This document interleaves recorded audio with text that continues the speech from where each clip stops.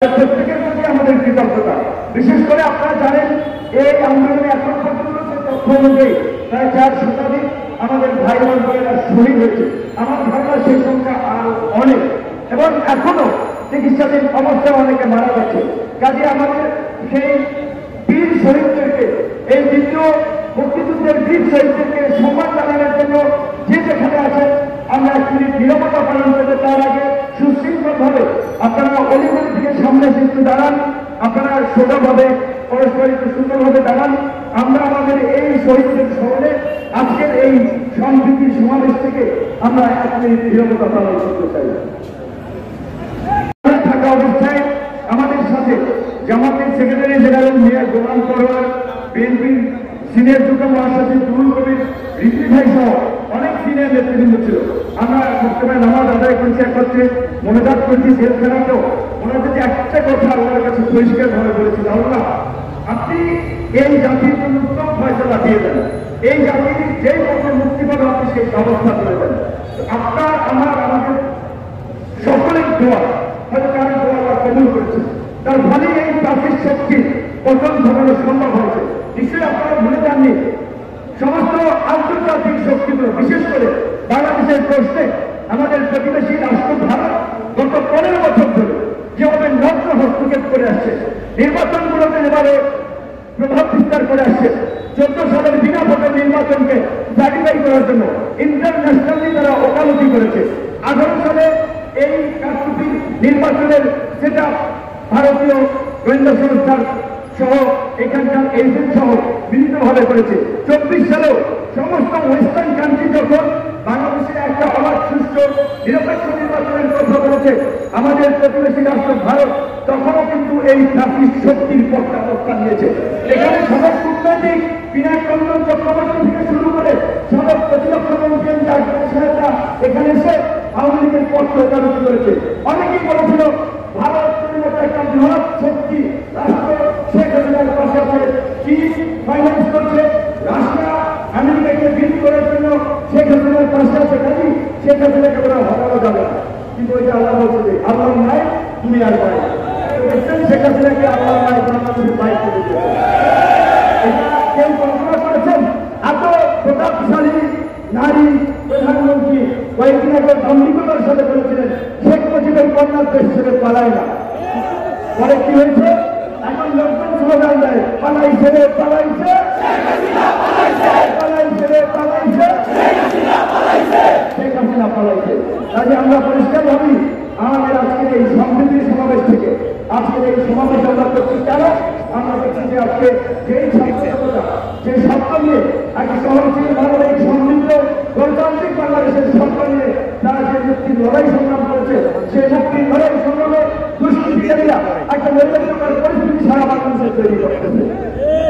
আমার এই যে অফিস আল্লাহী কমপ্লেক্স দখল করতে লোক তৈরি করে চলে যায়, তারা বিভিন্ন অফিস এই এলাকার সবাই তারা আলাদা সেইখানে যদি দখল করতে চলে আসতে পারে, পাড়া মহল্লায় গ্রামগঞ্জের কি অবস্থা চিন্তা করেন। আমি বলছি টিভি দখল হয়ে যাচ্ছে, টিভি চ্যানেল, পত্রিকা অফিস দখল হয়ে যাচ্ছে, মালিকানা পরিবর্তন হয়ে যাচ্ছে, ব্যবসায়িক শিল্প গোষ্ঠীর মালিকানা পরিবর্তন হয়ে যাচ্ছে, একটা হরিলুট চলছে, এমনকি ব্যাংক লুটপাটের ঘটনাও ঘটছে। আমি সেদিন ডিবিসি পত্রিকা দেখেছি কয়েকটি ব্যাংকের ফল থেকে টাকা দিয়ে যাচ্ছে বাংলাদেশ ব্যাংকে, একটা নৈরাজ্য চলছে। কেন আমরা বিপ্লব করি? সেই নৈরাজ্য দেখার জন্য, এই নৈরাজ্য দেখার জন্য আমরা বিপ্লব করি। কিছু ব্যক্তিরা এতদিন চাপচাপি করেছে, এখন অফিসার হবেন, তিনি চ্যানেলের মালিক হবেন, তিনি পত্রিকা চালাবেন, পয়সাপতি কামাবেন, একটা ব্যবসায়ীরা এখন আপনারা মালিকানা পরিবর্তন করে দেবেন। এদিকে হরিজনের বাংলাদেশ বলার জন্য আমরা তো এক শিকার পর্যন্ত রক্ত দিয়েছি, সেটা হবে না, হবে না। আমরা ওই দুর্বৃত্তদেরকে হুঁশিয়ারি দিয়ে বলতে চাই, আমরা সামরিক বাহিনীকে, আমরা অন্তর্বর্তীকালীন সরকারকে বলতে চাই, অতি দ্রুত আপনারা সকল রাজনৈতিক দলের সাথে বসে কিভাবে এই দুর্বৃত্তদের বিরুদ্ধে ব্যবস্থা নেবেন, পরাজিত করবেন, আপনারা সেই রূপরেখা তৈরি করুন। আমরা আপনাদেরকে সব ধরনের সহযোগিতা করব। আজকে আমার বাড়িতে পরিষদ জানাচ্ছে রতন এলাকার লঞ্চার দখল হয়ে যাচ্ছে, এইবার খাবে এক গ্রুপ খেয়া গেল, ওইবার খাবে আরেক গ্রুপ। অলরেডি শুরু হয়ে গেছে। যেতে রাজনীতি কোন সরকার, রাজনৈতিক সরকার কি ক্ষমতায় এসেছে? আগে রাজনৈতিক দল এইভাবে বেড়ে গিয়েছে, নিরীহ মানুষের উপরে হামলা হচ্ছে, বাড়িঘর দখল হচ্ছে। এই পরিস্থিতি চলতে দেওয়া যায় না।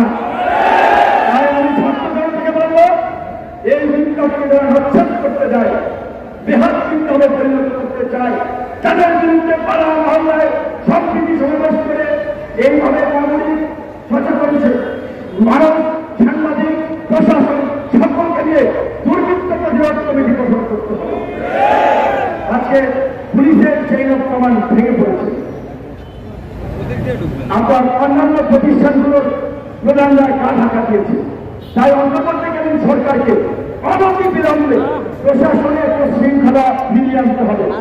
পুলিশ প্রশাসন সহ সরকারি কর্মকর্তা কর্মচারীদের মধ্যে যারা এই জাতির শক্তির নেতৃত্ব করেছে, গোলামি করেছে, দালালি করেছে, জনগণের বিরুদ্ধে অবস্থান নিয়ে জনবিরোধী কর্মকাণ্ড করেছে, অনতি বিলম্বে তাদেরকে চিহ্নিত করে চাকরিচ্যুত করে বিচারের মুখোমুখি করতে হবে। এনএসআই, ডিজিএফআই সহ সকল পৌর সংস্থার প্রধানদেরকে বিচারের মুখোমুখি করতে হবে, কারণ তারা এই গণহত্যা এবং এই নৈরাজ্যে এই সরকারের সহযোগী ছিল। আগেই আন্তর্জাতিকভাবে একটি ডেথ রেসপন্স বাহিনী হিসেবে পরিচিত হয়েছে। র্যাব যখন বিএনপি আমলে গঠিত হয়েছিল তখন আওয়ামী লীগ বলেছিল র্যাব তারা সেনাবাহিনীকে বিলুপ্ত করবে, কিন্তু আওয়ামী লীগ গত এই 15 বছরে র্যাবকে একটি খুনি গুম বাহিনীতে পরিণত করেছে, যে কারণে মার্কিন যুক্তরাষ্ট্র র্যাবকে নিষেধাজ্ঞা দিয়েছে। কাজেই আওয়ামী লীগ বিএনপি করে নাই, অন্তর্বর্তীকালীন সরকারকে করতে হবে, র্যাবকে বিলুপ্ত করতে হবে।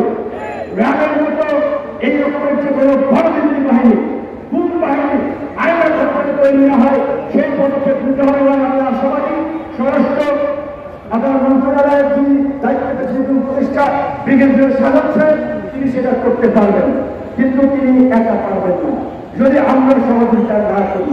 তাই আমি আজকে নেতা কর্মীদেরকে অন্যান্য রাজনৈতিক দলের নেতা কর্মীদের সাথে আলাপ আলোচনা করতে হবে কিভাবে এলাকায় শান্তি শৃঙ্খলা রক্ষা করা যায়। আপনি তো আইনের লোক না, কাজী আইন শৃঙ্খলা বাহিনীকে আইন শৃঙ্খলার কাজে সহযোগিতা করতে হবে, আইন শৃঙ্খলা তারা নিয়োজিত করতে হবে। পুলিশ, আমি একটা গভীর ষড়যন্ত্র দেখতে পাচ্ছি, পুলিশকে অকার্যকর করার একটা চেষ্টা করা হচ্ছে, ব্যর্থ হিসাবে তুলে ধরে পুলিশকে একেবারে অবলম্বন করার একটা চেষ্টা করা হচ্ছে। গ্রাম পর্যায় পর্যন্ত, থানা পর্যায় পর্যন্ত পুলিশের যে কাঠামো, আইন শৃঙ্খলা পরিস্থিতি নিয়ন্ত্রণে পুলিশের বিকল্প নাই। প্রয়োজনে কিভাবে পুলিশকে যুগোপযোগী করা যায়, এই করাপ্টেড, এই মাফিয়া অফিসারদেরকে বিচারের মুখোমুখি করে সহজ দক্ষ চৌকস অফিসারদেরকে দায়িত্ব দিয়ে পুলিশকে আগের চেয়েও অ্যাক্টিভ সক্রিয় করতে হবে এবং পুলিশকে সহযোগিতা করবে সচেতন নাগরিক, গণমাধ্যম, রাজনৈতিক দল, সুশীল সমাজ। আমরা আহ্বান জানাবো যে সরকারের কাছ থেকে দিক নির্দেশনা যাবে প্রতিটি জেলায় ডিসি, এসপি, প্রতিটি থানা, উপজেলার ওসি, ইউনিয়নরা সেখানকার রাজনৈতিক দল, নাগরিক সমাজ সকলের সাথে মত বিনিময় করে তারা আইন শৃঙ্খলা পরিস্থিতি ফিরিয়ে আনার জন্য অনতিবিলম্বে কাজ শুরু করবেন এবং বিপ্লবের পর যারা লুটপাট করছে, দখল করছে, তাদেরকে অবশ্যই চিহ্নিত করতে হবে। যদি তাদেরকে বিচারের মুখোমুখি করতে না পারেন, আগামী তোরা শেখ হাসিনার চেয়ে বড় পাকিস্তান দখলদার হবে। আমরা বারবার বলেছি, সেই রক্তদান ত্যাগের মধ্যে দিয়ে দখলদারদেরকে আমরা হটিয়েছি, আর যেন কোনো দখলদার তৈরি না হয়। ওই যে দেখেন মাথায় রক্ত ব্যান্ডিং করা দাঁড়িয়ে রয়েছে, তারা মঞ্চে নেতা হতে আসে নাই, তারা বক্তৃতা দিতে আসে নাই, রক্তাক্ত অবস্থায় এই সমাবেশে এসেছে, কারণ তারা একটা ভালো সমাজ চায়, ভালো রাষ্ট্র চায়, দেশটা ভালো চলুক, দেশের নাগরিককে নিরাপত্তা থাকুক, নাগরিক অধিকার থাকুক, এইটাই তাদের প্রত্যাশা। আরো আছে কয়েকজন আমার সাথে দেখা গুলিবিদ্ধ হয়েছে, আমি সময় দিতে পারি নাই। আমার এখানে ব্যক্তিগতভাবেও অনেকে কথা বলতে চেয়েছে, সেটা খারাপ থাকার পরে সময় দিতে পারি, আমি ক্ষমা চেয়ে দিচ্ছি। আপনাদের প্রত্যেক টেলিভিশন আপনাদের সাথে মন ভরে ঘন্টার পর ঘন্টা আলাপ করতে পারে, দেখা করতে পারে, ভালো লাগতো। অবশ্যই দেখদিন পরে একটু পরিপূর্ণ সুস্থ হলে আপনাদেরকে সেই সময়টা দেবো। আজকে আমরা যেটা বলছিলাম, এই যে বিভিন্ন প্রতিষ্ঠান ধরেন আপনি ব্যক্তিগত গ্রুপের মালিক মালিক কোম্পানি কিংবা এসালন কিংবা বসুন্ধরা, এই কোম্পানিগুলো তো শুধুমাত্র ওই ব্যক্তির একটা বিষয়, এখানে লক্ষ লক্ষ মানুষের কিন্তু রুটি রুটির একটা বিষয় আছে। এই যদি মাধ্যমে ব্যবসায়ী শিল্প গোষ্ঠী যদি কোনো অপরাধ করে, অর্থ পাচার করে, দুর্নীতি লুটপাট ভূমিকর্ষিত করে, রাষ্ট্রীয় আইনে বিচার করা হয়। প্রয়োজনে রাষ্ট্র তাদের সকল সম্পদ বাজেয়াপ্ত করবে, কিন্তু কোন প্রতিষ্ঠান চালিয়ে দেওয়ার অধিকার কারো নাই। কোন কলকারখানা মিল ফ্যাক্টরি ভাঙচুর করার অগ্নি সংকট করার অধিকার কারো নাই। এইটা কারা করছেন আমরা ভালো করে জানি। আপনারা আমাদের বিপ্লবকে রক্ষা করার জন্য আপনারা এই কাজগুলো করছেন। তাই আমরা আপনাদেরকে বলবো, আইন শৃঙ্খলা বাহিনীকে সর্বাত্মক ভাবে নিঃশর্ত ভাবে সহযোগিতা করে আগামী কয়েকদিনের মধ্যে পরিস্থিতি স্বাভাবিক করতে হবে। কালকে আমি থাকি মহানগর প্রদেশ রামপুরা, রাত্র 1টার থেকে শুনি রামদানের গৌরবী করতেছে 2 গ্রুপ। এরা কারা? এরা কোথা থেকে আসছে? মিরপুরে ডাকাত করে, উত্তরা ডাকাতি হয়, তাদের জন্য উৎসব শুরু হয়েছে। শীর্ষ সন্ত্রাসীরা, দুর্দর্শ অপরাধীরা জেল ভেঙে পালানোর চেষ্টা করছে, জেলে সংঘাত হচ্ছে, জেল থেকে যদি অপরাধীরা বের হয়ে যায় সমাজের কি ভালো হবে? তাই কাজে কারাগার ভেঙে বের হবে এমন অতি বিপ্লবীদেরকে সমর্থন করা যাবে না। এই যে পাড়ায় পাড়ায় ডাকাতি করবে, মাস্তানি করবে, তাদেরকে সমর্থন করা যাবে না। তাই আপনাদেরকে এই সম্প্রীতির সমাবেশে ডেকেছি। আজকে যে সুকুমার বড়ুয়া স্যার, লতিফ মাসুম স্যার এখানে এসেছে, ঢাকা বিশ্ববিদ্যালয়ের শিক্ষক, একজন জাহাঙ্গীরনগর বিশ্ববিদ্যালয়ের শিক্ষক, যিনি আমার গুরুত্বপূর্ণ এবং আমি ব্যক্তিগতভাবে তাদের প্রতি কৃতজ্ঞ। অত্যন্ত শ্রেয় করেন, সবসময় দেখা হলে বুকে জড়িয়ে ভালো পরামর্শ দেন। আজকে ফেডারেশনের নেতা ছিলেন, বৌদ্ধ ধর্মাবলম্বীদের বিভিন্ন সংগঠনের দায়িত্ব ছিলেন, তিনি যেটা বলেছেন আজকে তিনি এই সমাবেশে এসেছেন। তাহলে এই যে আমাদের হিন্দু ভাইদের শুনতেছি বাসা বাড়ি ব্যবসা প্রতিষ্ঠান বিভিন্ন জায়গায় হামলা হচ্ছে, আমি অন্ধভাবে বলে দিতে পারি এই হামলা বিএনপি, জামায়াত, গণ অধিকার পরিষদ এই কোন বিপ্লবীরা করে নাই। এটা স্পষ্টভাবে একটা ষড়যন্ত্র, এটা দুষ্কৃতকারীদের কাজ। তারা আমাদের এই বিপ্লবকে ব্যাপক বিপ্লবে পরিণত করার জন্য, আমাদেরকে দুর্বৃত্ত হিসেবে, মৌলবাদী হিসেবে, সাম্প্রদায়িক হিসেবে দেখানোর জন্য তারা এই কাজগুলো করছে। তাহলে কি আপনাদের দায়িত্ব না হিন্দু, বৌদ্ধ, খ্রিস্টান সকল ধর্ম বর্ণ মত পথ নির্বিশেষে প্রতিটি এলাকায় সাম্প্রদায়িক সম্প্রীতি রক্ষা করা? সেই জন্য এই সম্প্রীতির সমাবেশ। তো আজকে আপনারা এই সমাবেশ থেকে গিয়ে প্রত্যেকটি নেতা কর্মীকে সেই দিক নির্দেশনা দেবেন। আজকে আপনারা জানেন গত 15 বছরে প্রায় 16 লক্ষ কোটি টাকা পাচার হয়েছে। পাচারকারীদের বিষয়ে পত্রপত্রিকায় নিউজ হলেও তাদেরকে গ্রেপ্তার করা হয়নি। পরবর্তী রাজনৈতিক সরকার কিভাবে আমরা জানি না, কিন্তু অন্তর্বর্তীকালীন সরকারকে বলবো তারা জনসমর্থনহীন সরকার না, জনগণের মতামত এবং ম্যান্ডেটেই কিন্তু এই সরকার গঠিত হচ্ছে। আমরা ছাত্র জনতা সবাই মিলে এই সরকারকে সমর্থন দিয়েছি।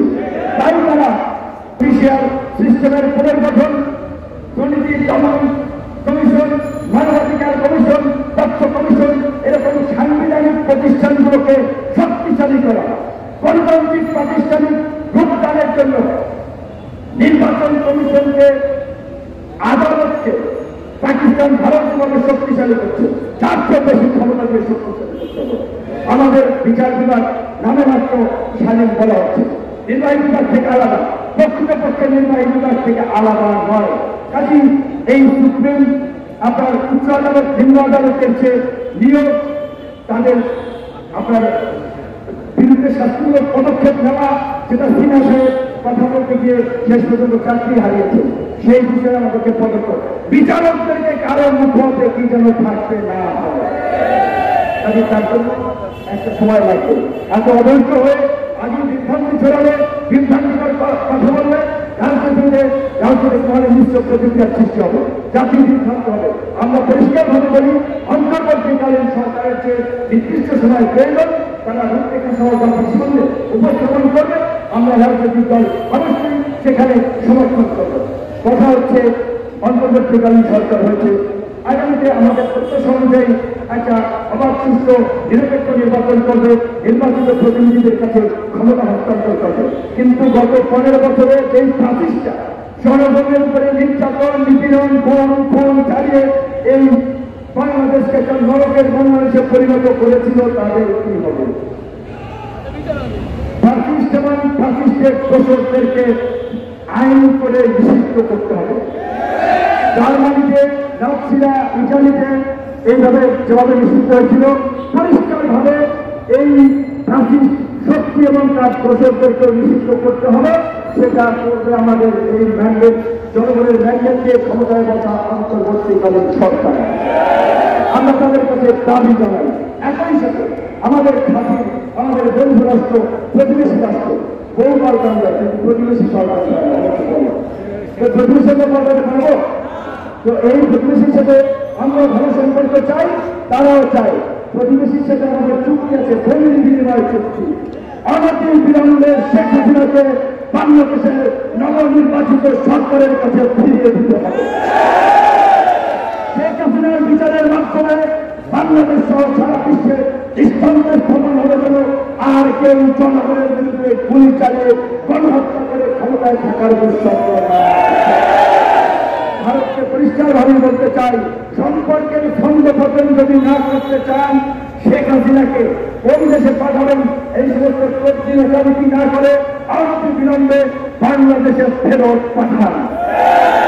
এমনই আমরা আজকের এই সমাবেশ থেকে বলছি, শেখ হাসিনাকে যদি ফেরত পাঠানো না হয়, অনতি বিলম্বে গণ অধিকার পরিষদ ছাত্র জনতাকে নিয়ে শেখ হাসিনাকে ফেরানোর দাবিতে ইন্ডিয়ান হাইকমিশন ঘেরাও করেছে। সিদ্ধান্ত আপনাদেরকে নিতে হবে, আপনারা সম্পর্ক রক্ষা করবেন নাকি সম্পর্ক শেষ করবেন।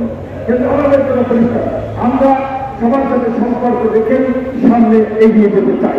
আপনারা গত 15 বছরে যা করেছেন সেইটা কোনো প্রতিবেশী আন্দোলন ছিল না। আপনারা এই দেশে শুধু প্রাচীন শক্তিকে ক্ষমতায় থাকা না, ভিন্ন মহাত্মান বিরোধীদের নির্মূল করার জন্য খুনের মতো জঘন্য ঘটনাগুলোকে আপনারা সমর্থন করেছেন। এবং আপনারা আপনাদের এজেন্সি সহ এখানকার এজেন্সি স্বয়ংক্রিয় আপনারা খুন করেছেন। সেই কারণেই সাংবাদিক কাজলকে বাংলাদেশ থেকে পাওয়া যায় ইন্ডিয়ান বর্ডারে বিএনপি স্থায়ী কমিটির সদস্য সাবেক মন্ত্রী সালাউদ্দিন সাহেবকে উত্তরা থেকে তুলে নেওয়ার পরে তাকে পাঠানো হয় শ্রীলঙ্কায়। এই কয়েক বছরেও ভারত সরকার একটা প্রধান রাজনৈতিক দল ক্ষমতায় ছিল, সরকারে ছিল, তার নেতৃত্ব ছিল, তাকে দেশে আসতে দেয় নাই। অনেক ঘটনা তৈরি করেছে এবং এই দেশের মানুষ আপনাদের এই ক্ষমতার কাহিনী শুধুমাত্র শেখ হাসিনাকে পরাজিত করে নাই, পাকিস্তানিদের মতো এই দ্বিতীয় মুক্তিযুদ্ধে ভারত আধিপত্যবাদকেও পরাজিত করেছে। কাজে আমরা পরিষ্কারভাবে বলতে চাই, বিদ্রোহ, হেফাজতে ইসলামের উপরে নির্বিচারে হত্যাকাণ্ড, এই সমস্ত ঘটনার জাতিসংঘের অধীনে অপরাধে তাদেরকে বিচারের মুখোমুখি করতে হবে। তার জন্য বিশেষ ট্রাইব্যুনাল গঠন করতে হবে এবং এই কাজগুলো আমরা অন্তর্বর্তীকালীন সরকারের কাছে আমরা প্রত্যাশা করি। আমরা এই কাজগুলোর দৃশ্যমান বাস্তবায়ন করতে চাই। এখন কথা হচ্ছে, অনেকে মাইন্ড করবে, মন খারাপ করবে, কিন্তু কথা বলতেই হবে। গত 5-7 বছর ধরে আমরা রক্ষা করেছি, রাজপথে লড়াই সংগ্রাম করেছি, কোনো কিছু পাওয়ার আশা নিয়ে লড়াই সংগ্রাম করে দেব। বাংলাদেশের স্বাধীনতার বয়স 53 বছর। এই 53 বছরে এখন পর্যন্ত আমরা গণতন্ত্রের প্রাতিষ্ঠানিক যোদ্ধা, একটা খুব গভর্নেন্স বা সুশাসন, আমরা একটা সম্প্রীতি, সহনশীলতা, একটা মানবিক বাংলাদেশ আমরা দেখে গেল। হাসপাতালের ওয়ার্ড থেকে শুরু করে আপনার একটা মসজিদ নির্মাণ করতে গেলে ঘুষ দিতে হবে। ঘুষ দুর্নীতি সমাজের রন্ধে রন্ধে ছড়িয়ে পড়েছে এবং এটা করে নৈতিকভাবে জাতি হিসেবে আমাদের মেরুদণ্ড ভেঙে দেওয়া হয়েছে। শিক্ষা ব্যবস্থা প্রস্তুত করে ফেলেছে। কিন্তু এইগুলো গোড়া থেকে ফেলে সাজাতে হবে। তার সাথে যারা এই অন্তর্বর্তীকালীন সরকার 3 মাস থাকুক কিংবা 6 মাস থাকুক, তারপরেও একটা নির্বাচিত সরকার আসবে। সেই সরকার যদি যেই লাল সেই কদু হয় তাহলে কি হবে? কাজেই যেই লাল সেই কদু মার্কা, যদু কদু মার্কা সরকার যারা না আসতে পারে, এখন থেকে সচেতন ছাত্র জনতাকে কাজ করতে হবে। আপনার এলাকার ভালো মানুষটিকে রাজনীতিতে আসার সুযোগ করে দিন, তাকে সামনে দিন, তাকে সমর্থন করুন। তার মাধ্যমে সামাজিক পরিবর্তনের মাধ্যমে আগামীতে আমাদেরকে রাজনৈতিক পরিবর্তন করতে হবে। নতুন রাজনৈতিক বন্দোবস্ত, রাজনৈতিক সমঝোতা ছাড়া এই দ্বিতীয় বিপ্লব সফল হবে না। সেটা অন্তর্বর্তীকালীন সরকার যদি 3 মাস 6 মাস 1 বছরে থাকে, তাদের পক্ষে এই সময়ে সম্ভব নয়। কাজ করতে হবে পরবর্তী সরকারকে। কাজেই পরবর্তী সরকারের এমপি মন্ত্রী কারা হবে সেটা কিন্তু আপনাদের হাতে। আল্লাহ বলছে না, দুনিয়াতে যা ভালো মুসিবত সেটা আপনাদের হাতের কামাই। মানুষ যখন আল্লাহকে ভুলে যায়, আল্লাহ যদি অকৃতজ্ঞ হয়, এবং এরকম একটা কথা, যে জাতি যেরকম তাকে আল্লাহ সেরকম শাসক দিয়ে শাসন করে। শেখ হাসিনা এই চক্রটা নির্যাতন চালিয়েছিল, এই পরিস্থিতিতে কিন্তু আমরাও দায়ী ছিলাম। কাজেই নিজেদের ভুল শুনতে নিয়ে তওবা করে নতুন বাংলাদেশ নির্মাণ করার জন্য নতুন রাজনৈতিক অঙ্গীকার করতে হবে। আর একটা স্লোগান দিলে আপনারা সংসদ করেন, দল নয় মত নয়, সবার আগে বাংলাদেশ, সবার আগে বাংলাদেশ, সবাই মিলে দল নয় মত নয়, সবার আগে বাংলাদেশ, সবাই মিলে সর্বদেশ, সবার আগে বাংলাদেশ। জনতার অধিকার, জনতার অধিকার, আমাদের অধিকার, দেশ হবে জনতার, আমাদের অধিকার, জনতার অধিকার, আমাদের অধিকার। আমরা এটা বলেছি, এই যে গণ অধিকার পরিষদের রাজনৈতিক স্লোগান, জনতার অধিকার, আমাদের অধিকার, আমাদের অঙ্গীকার, দেশ হবে জনতার, এই স্লোগান 21 সালে আমরা ঠিক করেছি। গণ অধিকার পরিষদের পোস্টারে লেখা থাকে, রাষ্ট্রপতি নির্মাণে অংশ নিন, গণ অধিকার পরিষদের যোগ দিন, দেশ গঠনে অংশ নিন, গণ অধিকার পরিষদ যোগ দিন। এই ছাত্র সমাজ এবং তরুণ নেতৃত্ব 2018 সালে যেই প্রকার সংস্কার আন্দোলনের বীজ বপন করেছিল, সেই প্রকার সংস্কার আন্দোলন থেকে আজকে রাষ্ট্র সংস্কার আন্দোলন হয়েছে। রাষ্ট্র সংস্কার পরবর্তী এই বিপ্লবোত্তর রাষ্ট্র সংস্কারে বাংলাদেশ বিনির্মাণ করতে তরুণের নতুন ধারার রাজনীতির বিকল্প নাই। তাই আমি সকল দেশপ্রেমিক মানুষকে রাজনীতিতে, রাষ্ট্র বিনির্মাণে এগিয়ে আসার আহ্বান জানিয়ে আমার আজকে বক্তব্য শেষ করছি। আল্লাহ হাফেজ, সবাইকে ধন্যবাদ।